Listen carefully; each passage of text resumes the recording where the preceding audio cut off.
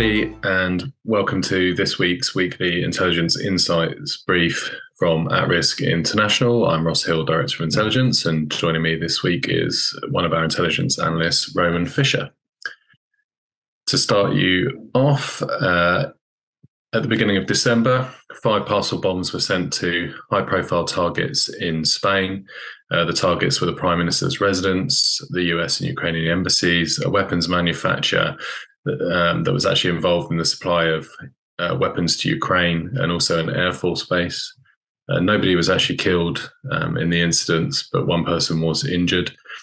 More recently, US intelligence agencies reported they believe that the parcel bombs were sent by the Russian Imperial Movement at the direction of the Russian intelligence services.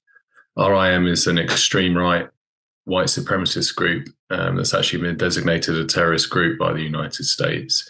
It's based in St. Petersburg, Russia, but is actually known to maintain contact with neo-Nazi and white supremacist groups in the US and across Europe as well.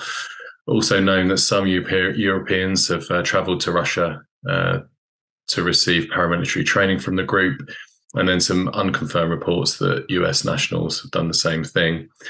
Some of the RIM members have fought alongside pro-Russian separatists in eastern Ukraine and also been involved in conflicts in Libya and Syria.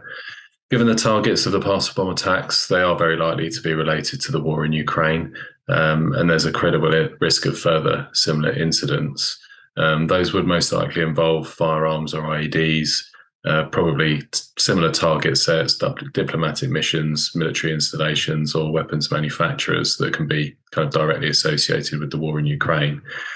But additionally, because of the group's links to other extreme right groups in Europe and the US, there is also a risk of Russia encouraging more typical far-right attacks against minority communities, law enforcement, political officials, just to try and increase social unrest and discontent, particularly in countries that are supporting Ukraine. The main trigger for those would probably be an escalation in the conflict in Ukraine, or something like a significant increase in the supply of advanced weapon systems and other material support to Ukraine. And at the moment, we see lots of talk about tanks being supplied to the Ukrainian military. So far-right terrorism, definitely something to look out for. And now I'll hand you over to Roman Fisher. Thank you, Ross. This past Saturday night, 6 people were arrested in downtown Atlanta, protesting the fatal police shooting of an activist earlier last week. According to Atlanta's chief of police, the protest was initially peaceful until a group within the crowd began to break the law. This included smashing windows and damaging police vehicles. The vandalism was not widespread, and it appears it had been restricted to a small area.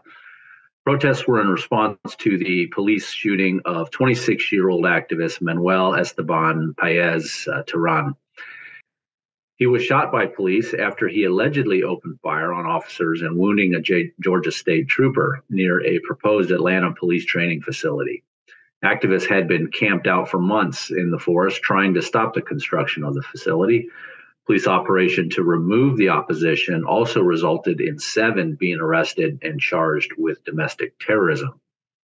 No ongoing protests in the area have been reported, and no additional disruptions are predicted at this time. However, the possibility does still remain. Finally, there is no indication that the protests will extend to other communities outside of the Atlanta area. However, as we have seen in the recent past, protests are more likely to flare up when additional incidents cause citizens to become more sensitive to the perception of police violence. That is all we have for you this week. We hope you found the information insightful, and we hope you'll join us again soon. Thank you.